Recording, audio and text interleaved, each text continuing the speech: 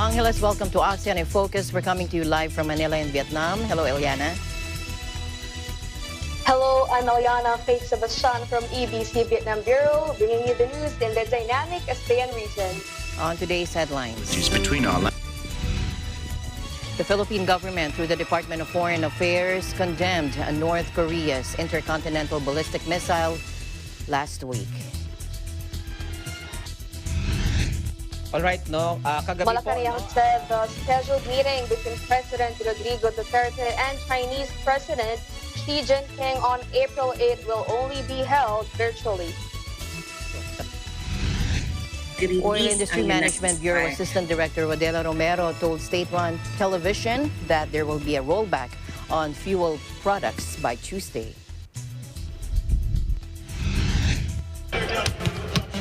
Fans celebrate Filipino Heritage Night as the LA Clipper hosts the Utah Jazz at Crypto.com Arena.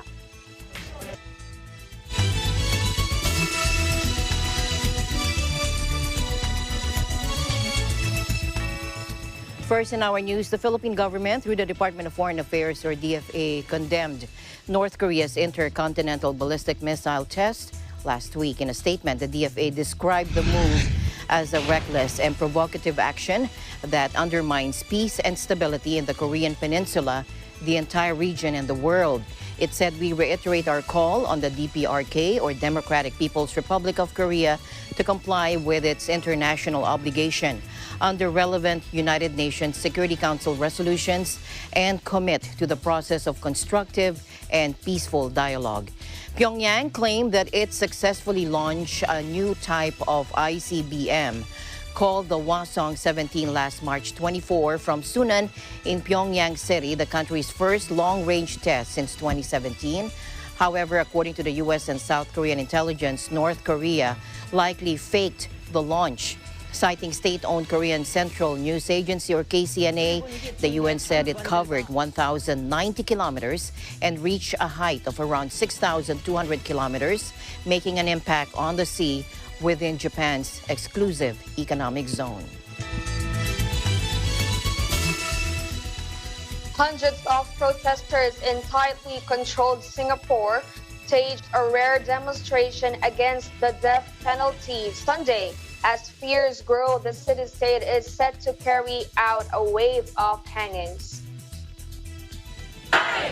Of course, capital punishment is a brutal system that makes use of us all. It appeals to our worst instincts for violence and blood and distracts us from compassion and mercy and true justice. Instead of pushing us to address inequalities and exploitative and oppressive systems that leave people marginalized and unsupported, it makes us the worst version of ourselves. Because the death penalty is a cruel and unjust punishment, there's no evidence that it works. And many people who are on death row are racial minorities, and they are there because they are vulnerable, they're from impoverished families. So we need to look into the bigger structural factors which cause many people to come into conflict with the law rather than execute them. I came today because I think the death penalty should be abolished. I also came because I think the right to protest in Singapore needs to be defended, and it also needs to be extended. Not everybody had the same life of privilege that we have had, the same opportunities, and I think people deserve a second chance. I think education is a big thing. I think rehabilitation is very important. I think we should focus on that rather than retribution or revenge. Authorities last week conducted the country's first execution since 2019 when they hanged a drug trafficker. Several other death row convicts recently had appeals rejected. Organizers said about 400 people joined the demonstration at Speaker's Corner in a downtown park, the only place in the city-state where protests are allowed without prior police approval. They held signs reading capital punishment does not make us safer and don't kill in our name, and chanted slogans against the death penalty. Protests are unusual in Singapore, which frequently faces criticism for civil liberties. Aside from in Speaker's Corner, it is illegal for even one person to stage a demonstration without a police permit. Meanwhile, more street protests gripped Sri Lanka after the country declared a 36-hour nationwide curfew Saturday and deployed troops backed with sweeping new powers under a state of emergency to quell protests against the president. Cristel de Marucot reports. People waiting in queues that starts before dawn. That's what citizens now expect when buying essentials like gas and cooking fuel. In this line for kerosene, many have stood for 5 hours in empty stomachs under the heat of the sun. Everyone is angry.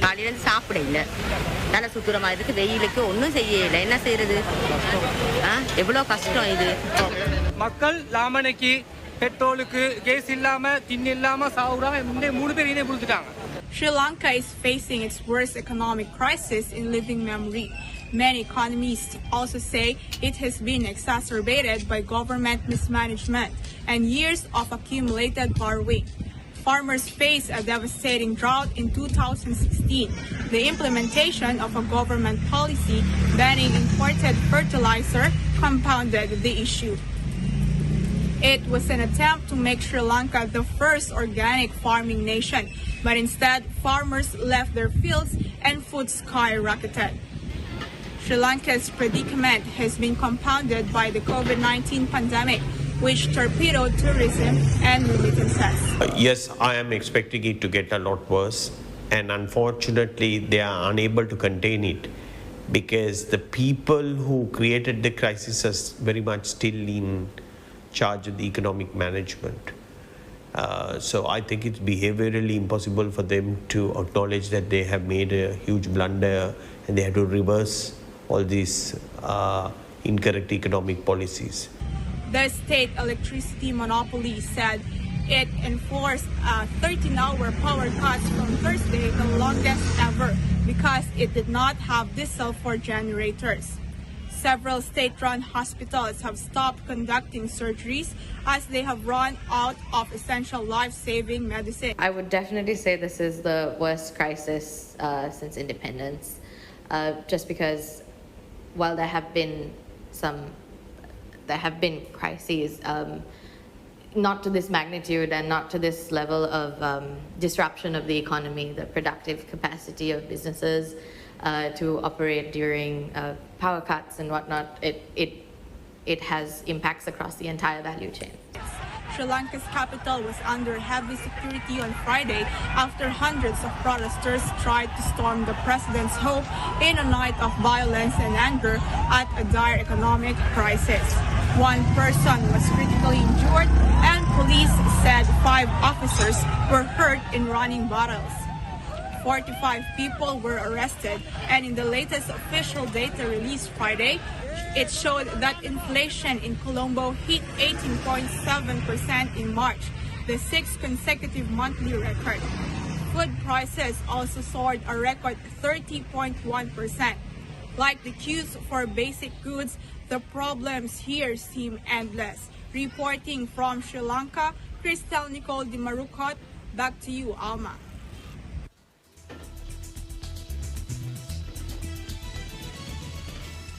Sri Lanka's entire cabinet, aside from the president and his sibling prime minister, from their posts Sunday. Mahinda Rajapaksa will continue to be the prime minister. 26 ministers in the cabinet, aside from President Gotabaya Rajapaksa and his elder brother, Prime Minister Mahinda Rajapaksa, submitted letters of resignation at a late-night meeting. Education Minister Dinesh Gunawardena told reporters this clears the way for the president to appoint a new cabinet on Monday, and some of those stepping down may be reappointed. The South Asian nation is facing severe shortages of food, fuel, and other essentials. Sri Lankans are also facing record inflation and crippling power cuts.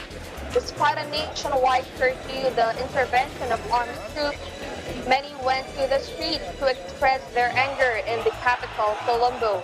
The Sri Lankan leader blamed the event on extremist elements. A lack of foreign currency has left the country struggling to service its public debt. This, combined with the effects of the pandemic, has compounded the island nation's ability to pay for crucial goods.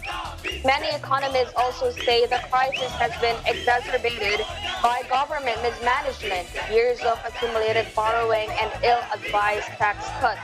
Sri Lanka is negotiating with the International Monetary Fund for a bailout. The scheduled meeting between President Duterte and Chinese President Xi Jinping on April 8 will only be held virtually, that according to Malacanang.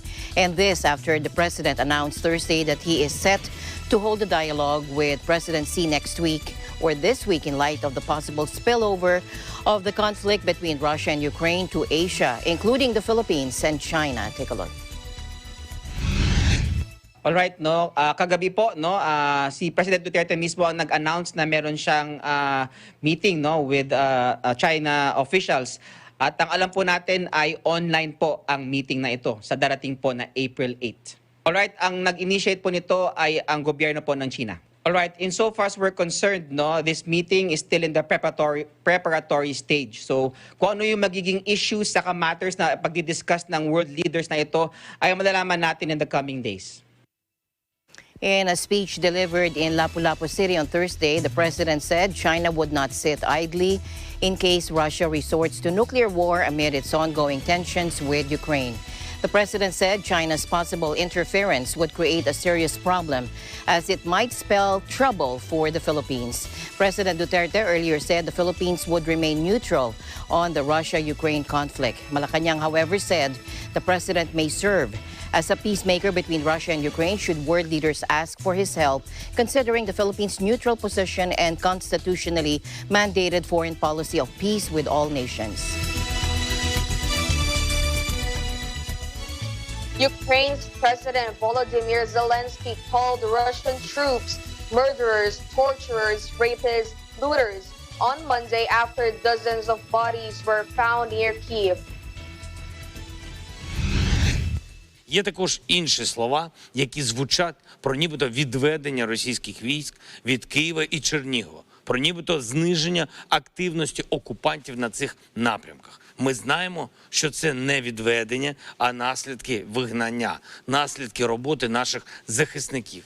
Але також бачимо, що у цей же час відбувається накопичування російських військ для нових ударів на Донбасі. Local authorities said they had been forced to dig communal graves to bury the dead accumulating in the streets, including some found with their hands bound behind their backs. Scenes that sent shockwaves through international capitals more than a month into Russia's invasion. But Russia today said the disturbing images were staged. Russia's defense ministry denied the Ukrainian allegations and said that they yet another provocation by Kyiv. Russia has previously denied targeting civilians and has rejected allegations of war crimes in what it calls a special military operation aimed at demilitarizing and denazifying Ukraine. All right, we apologize for that. But this time, as Russian forces retreat in the north of the city, here are the right images of what they left behind. Take a look.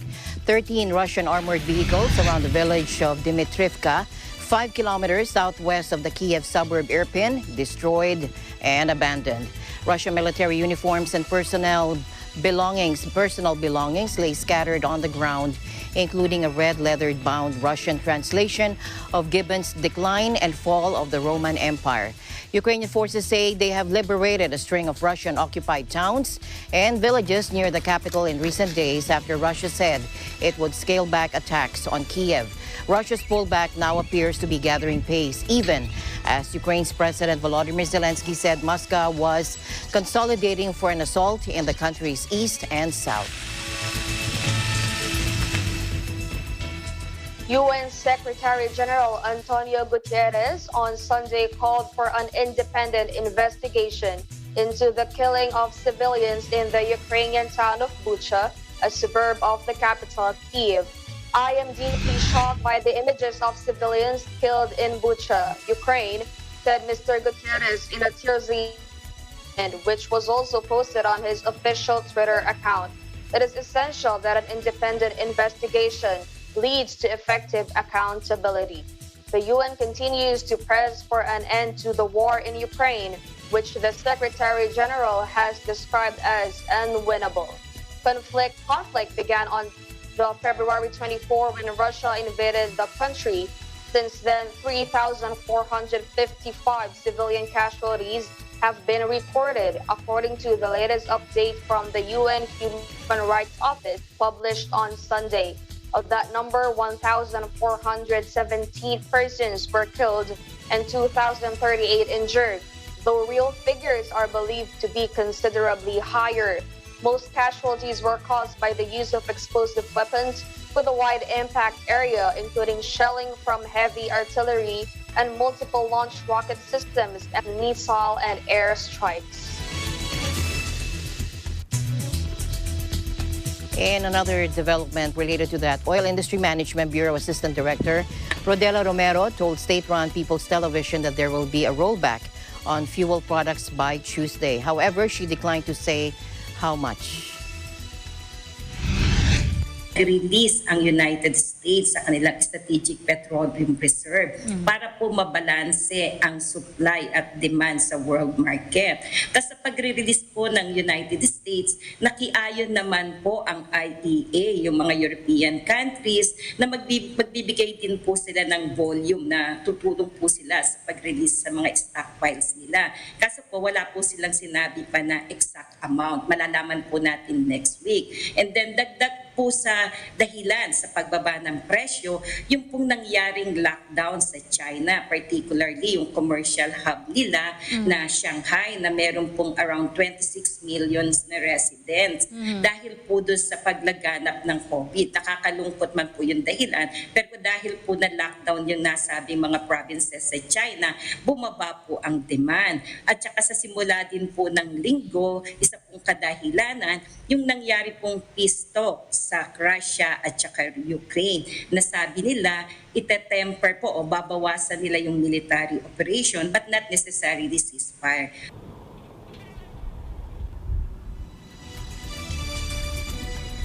Broadway stars, including Tony Award-winning actress Lauren Patton, sing in New York City's Times Square through the rain to show their support for Ukraine. It includes a performance of Do You Hear the People Sing? Do you hear the people sing, singing the song of angry men? It is the music of the people who will not be slaves again. I think this is what we know how to do. We know how to share messages of hope and solidarity through music. And I felt very inspired that we could all come together and use our voice in solidarity with Ukraine.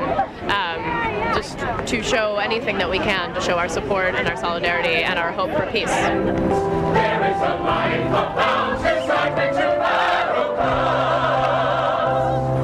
Say, do you hear the distant drums? It is the future that they bring when tomorrow comes. I couldn't miss it. I couldn't miss it. I want to be a part of this moment in time. I want to show that I am here in solidarity with Ukraine and everyone there. And it's a moment of love, and who wouldn't want to be a part of this? So I'm proud to stand with my brothers and sisters of Broadway, of the Broadway community, as we raise our voices in support. Hopefully they hear it across the way. When the beating of your heart echoes the beating of the drums, there is a life about to start when tomorrow comes. You know, this is a tragedy what's happening, and I don't think that we can sit around and not do anything. And I've been wanting to do something, and I know this is so little, but at least it's something.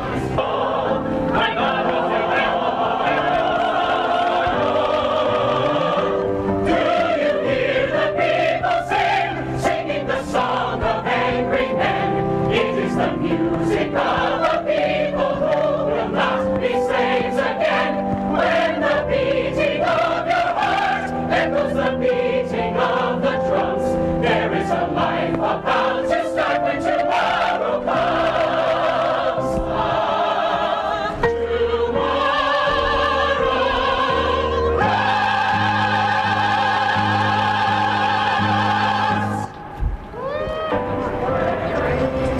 And the news continues here on ASEAN in Focus. Eliana and I will be back right after this.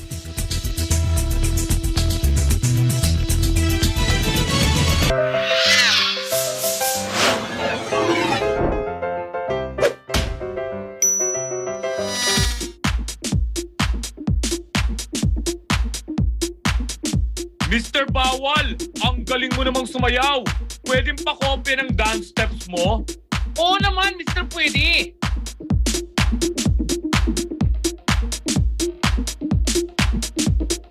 Mr. Bawal, ang ganda rin ng forma mo. Pwedeng pa-copy ng forma mo?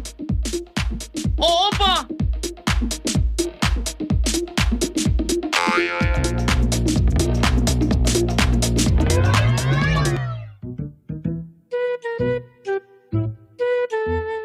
Mr. Bawal, pa-copy naman sagot mo. Yan ang hindi pwede. Ang pagsilip sa sagot ng iba, lalong-lalong na sa butuan. Oy! Bawal yan! Ayon sa Omnibus Election Code, ang pagtatangkang silipin at alamin ang boto ng iba ay isang election offense. Mr. Pwede? Please report to the principal's office. Ako si Mr. Bawal, nagpapaalala sa inyo na ang pagsilip sa boto ng ibang botante. Uy! Bawal yan!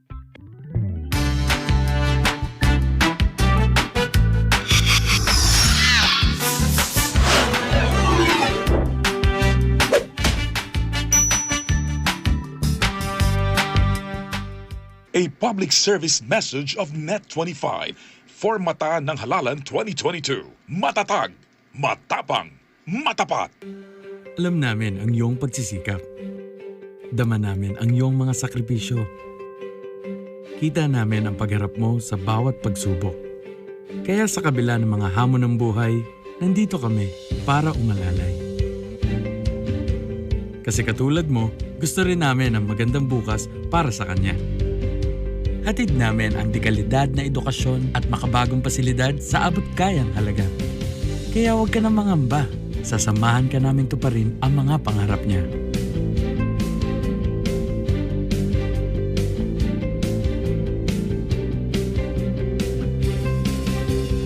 Maaasahan mong sulit dito ang mga pinagsikapan mo. Sa aming mga makabagong pasilidad at sistema ng edukasyon.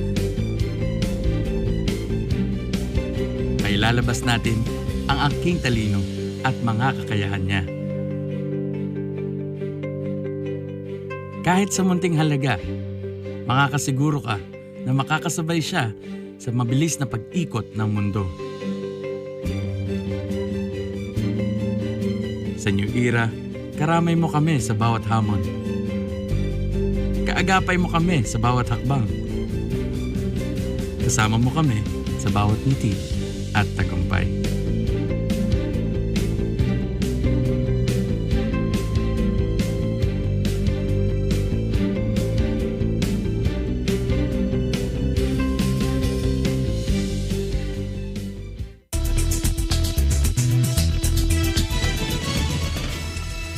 Welcome back to ASEAN in Focus. Singapore fully reopens its borders to all vaccinated visitors Friday after a 2-year coronavirus shutdown, with travelers saying they are very happy to travel again without onerous restrictions.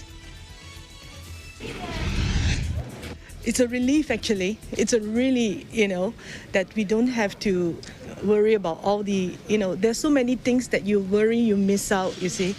But when you come this time, it's just so simple. Everything, you just need to read up and then get everything sorted out. It looks that we are coming back to normality. So it's good. The aviation hub, a financial center and gateway for people arriving in Asia, joins other countries in the region that have recently dropped travel curbs as they shift to living with COVID-19. Previously, only travelers from a handful of places could enter Singapore without quarantining, but from Friday, all vaccinated arrivals just need a negative COVID test. The city-state's Changi Airport buzzed with activity as passengers streamed out of the arrival area, while hundreds were lining up in the departure zone to make trips outside Singapore.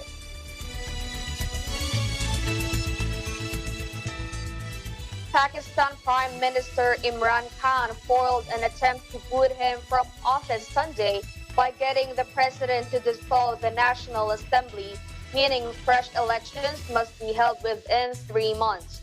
No Pakistan Prime Minister has ever completed a full term, and Khan was facing the biggest challenge to his rule since being elected in 2018, with opponents accusing him of economic mismanagement and bungling foreign policy.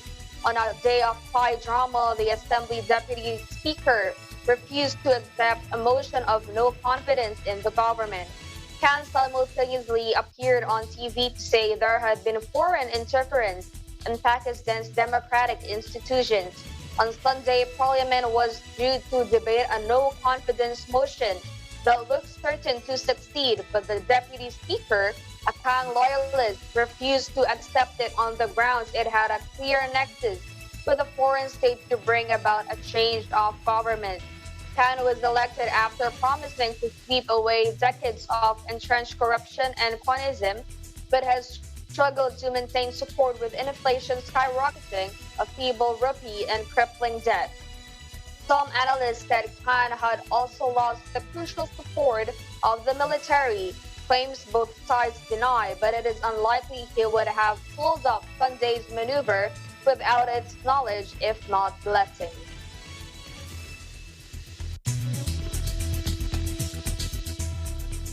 Vietnamese authorities have issued an arrest warrant for one of the country's wealthiest men over allegations he manipulated the stock market.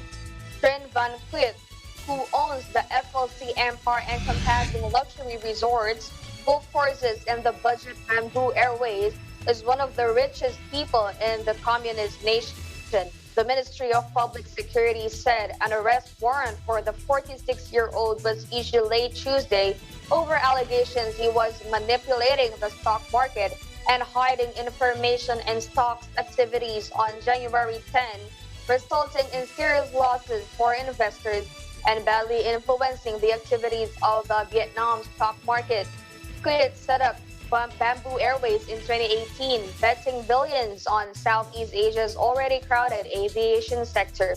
It dramatically expanded after launching its first flights in early 2019 and was aiming to fly to around 40 international destinations earlier this year. The airline accounts for nearly 20% of Vietnam's aviation market, only outranked by national carrier Vietnam Airlines and low-cost Vietjet. In other stories making headlines around the world, how many unending tragedies does it take before we cure the sickness in this country? Those were the words of the mayor of Sacramento describing an overnight shooting involving what he called assault weapons. 6 people were killed, 12 others wounded. Listen to this video posted on social media and take note of just how fast the shots came. Take a listen.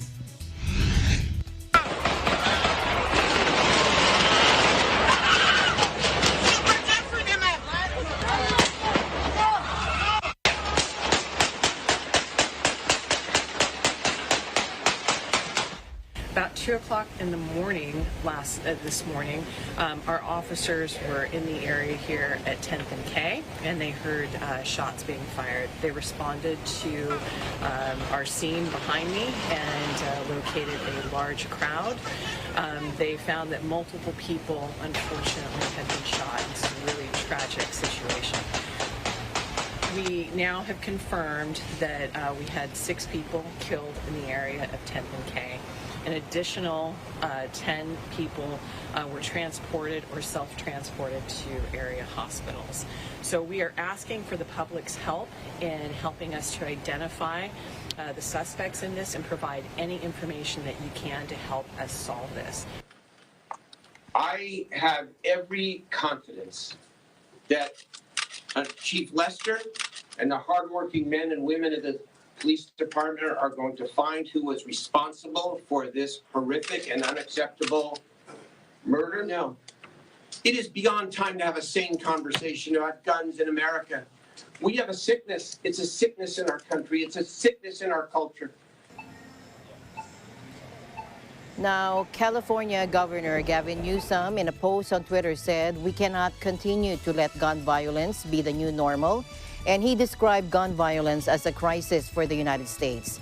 Lax gun laws and a constitutionally guaranteed right to bear arms have repeatedly stymied attempts to clamp down on the number of weapons in circulation, despite greater controls being favored by the majority of Americans. 3/4 of all homicides in the U.S. are committed with guns, and the number of pistols, revolvers, and other firearms sold continues to rise.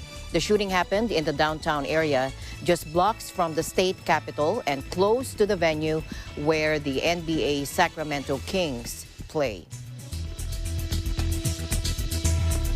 Back to ASEAN, the high-level task force on ASEAN Community's post-2025 vision held its first meeting at the ASEAN Secretariat on March 31st to April 1. They discussed the work plan for the HLTF in 2022, rules of procedures of the HLTF, and core elements of the post-2025 vision. The meeting was co-chaired by Cambodia as the ASEAN chair and Malaysia as the permanent shepherd of the HTLF, and attended by members from all 10 ASEAN member states.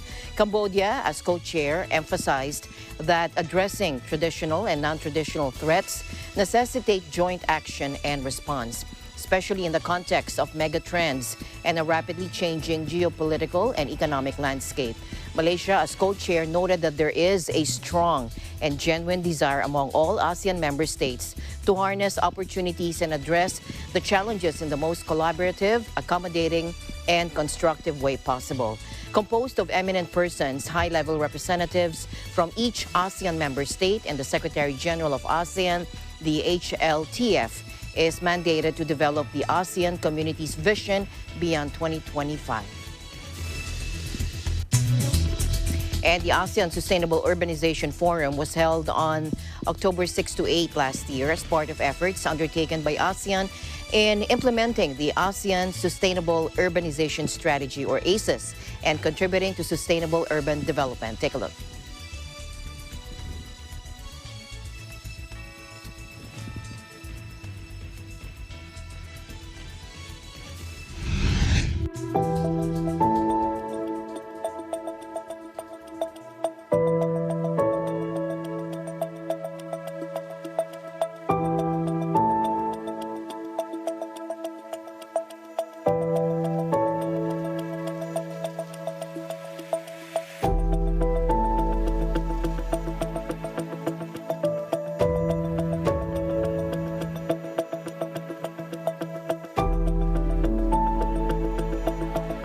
Identifying and capturing synergy between ASUS and various city-related initiatives in the region could help focus efforts and resources on priority sustainable urbanization action, as well as brings about greater impact. The ASEAN Sustainable Urbanization Forum presents a timely opportunities for us to come together to further connectivity and partnership, and to share experiences and lessons learned on sustainable urban solutions.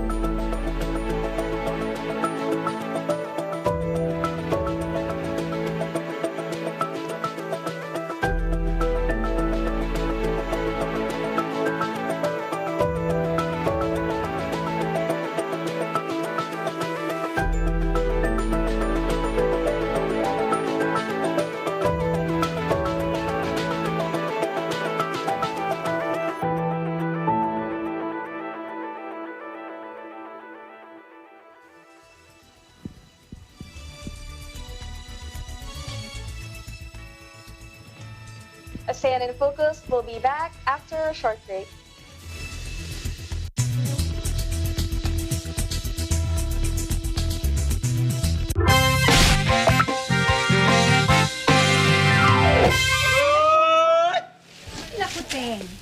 Sigurado ako, maraming tao sa araw ng botohan.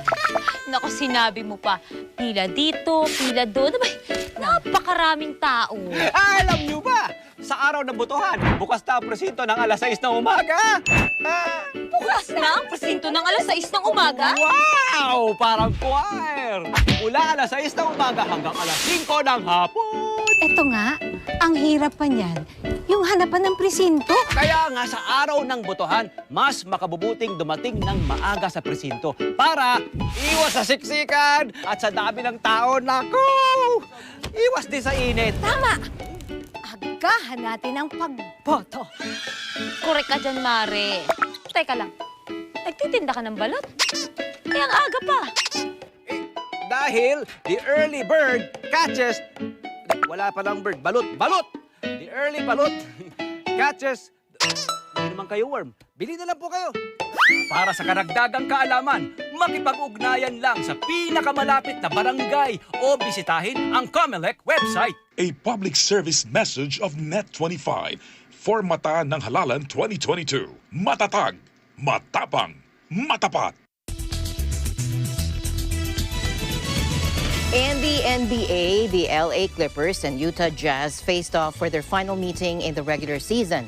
And as teams fight for playoff standings, the annual Filipino Heritage Night in Los Angeles returned to entertain basketball fans with live performances from artists like Filipino-American singer JR and rapper Quap Dad 4000. In Los Angeles, Alan and Eva Basalyahe have the story.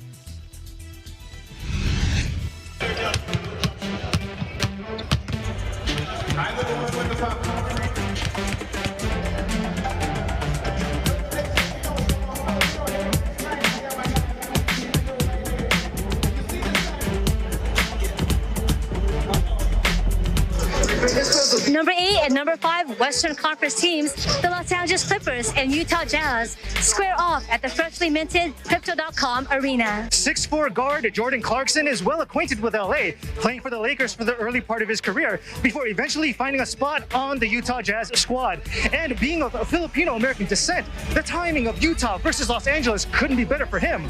Or for the thousands of fans who won't only enjoy NBA action, but who are also on hand to celebrate the annual Clippers Filipino Heritage Night.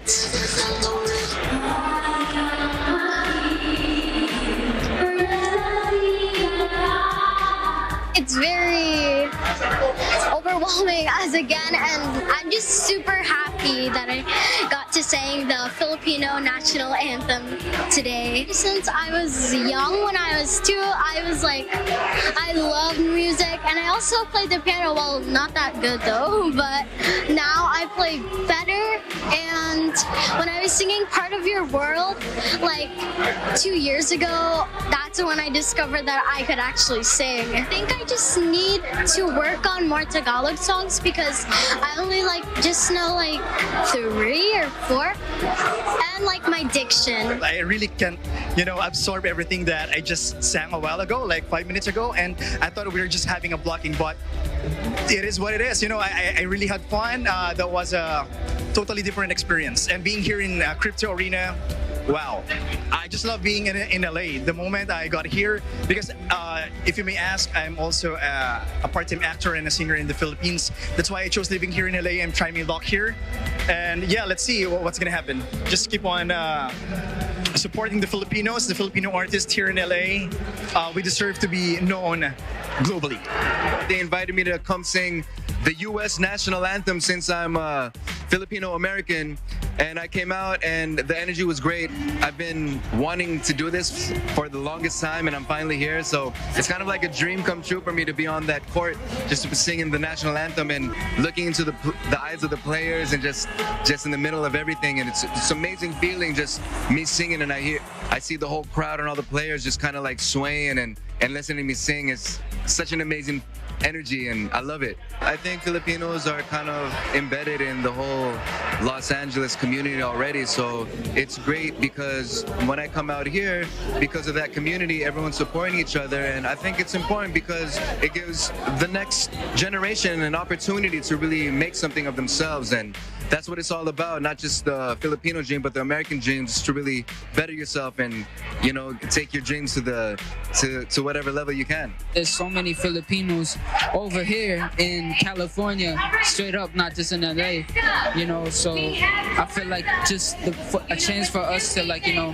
show a little more of what we are to the world will just be a great opportunity for everyone to just, like, you know, get a peek more into us, and because we just love spreading love, and, you know, we love accepting love as well, just like, you know, a love cycle, you know. We've had Filipino heritage for the past, I couldn't even tell you how many years, at least 15 years. So it's just, it keeps growing, keeps getting bigger and bigger, and we're able to introduce folks that don't even understand it. I got a lot of Filipino friends back at home, so, you know, it's a great group of people, so good vibe tonight. I actually have a good amount of Filipino friends, and, you know, I'm really cool with all of them. They're all great personalities, so I'm just really thankful to have them. And I'm sure they try to feed you more than you need. Oh yeah, for sure. They have great food, great food. We have a Filipino American on the Jazz, but we have the Clippers here. Who are you rooting for? Do you have any predictions? You know, I'm always rooting for Filipino Americans, but I'm from Los Angeles, so, you know, I gotta root for the Clippers. You know what I'm saying? But, you know, it's fine. It's cool growing up here in LA as a Filipino.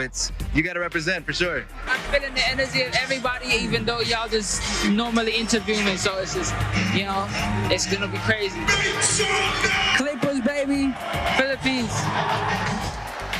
As ready as Clippers fans were for their team to deliver the win, there was little to be optimistic about for most of the game, as Utah's active scoring and defense built a substantial 25-point lead almost midway through the third quarter. But as what all too often happens in the NBA, the pendulum can swing in the opposite direction at any moment, and that's exactly what happened in this instance. Steadily, LA chipped away at the lead, eventually finding themselves within striking distance late in the fourth. The Clippers finally overtook the Jazz around the 3:30 mark. However, what ensued next was a seesaw battle of lead changes, all the way down to 20 seconds left in the game. But it was at this point when LA was able to put Utah away for good.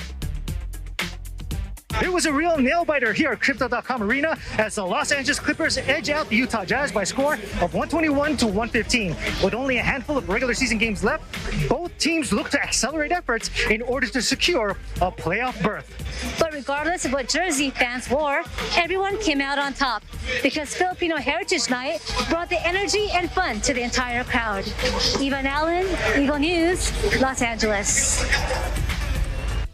That's so much fun. Thank you, Ivan, Allen, and thank you, Eliana, for keeping me company here in ASEAN. Thank you, Alma, and that's the latest news in the ASEAN region.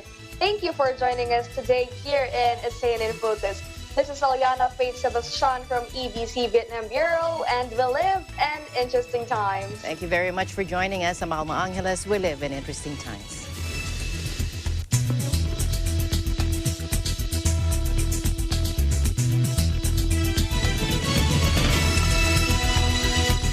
Nang mag-isang dibdib sina Cesar at Elsa, tila sila nang may pinakamasayang pagsasama.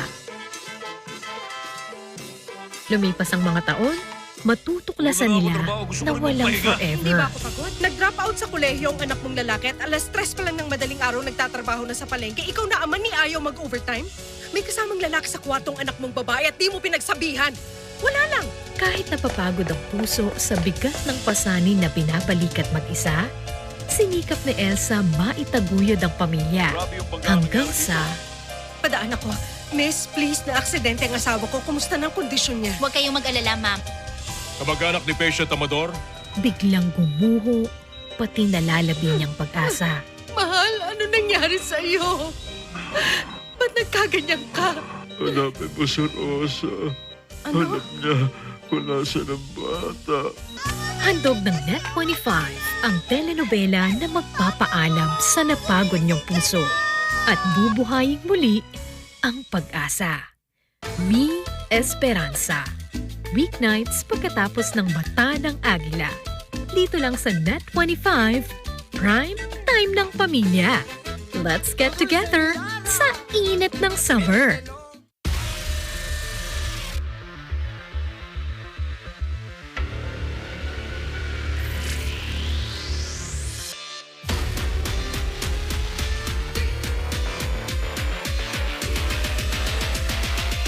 Welcome to Mobile Legends!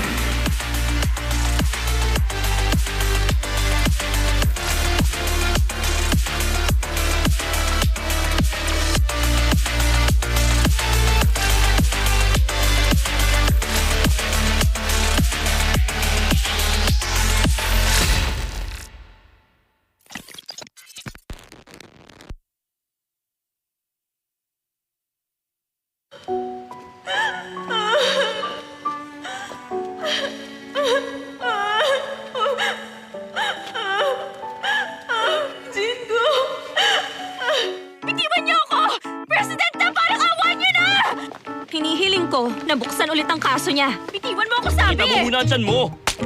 Matuto kang gumalang sa babae. Naintindihan mo ba ako?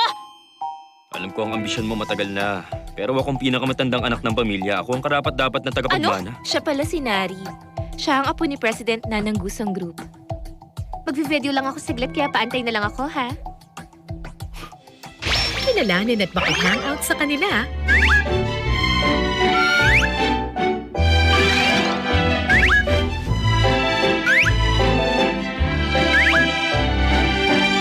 Never twice. Weeknights pagkatapos ng panalo o talo, it's you. Dito lang sa Net25, primetime ng pamilya. Let's get together sa init ng summer.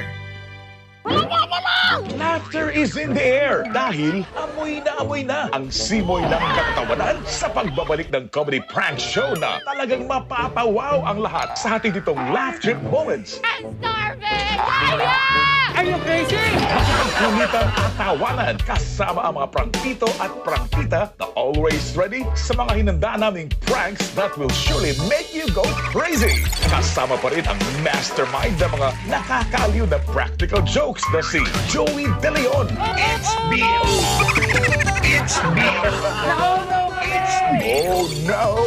It's Biro only! Malapit na sa Net25! Sabi nila, habang buhay na karugtong ng puso ng ina, ang puso ng anak. At kapalit ng hirap na pinagdaanan ng isang ina sa pagsilang ng anak ay pag-ibig na busilak. Parang hindi ko na kaya. Paano kapag ang mag-ina ay di sinasadyang pinaglayo ng tadhanang mapagpiro? Anak, huwag ka matakot.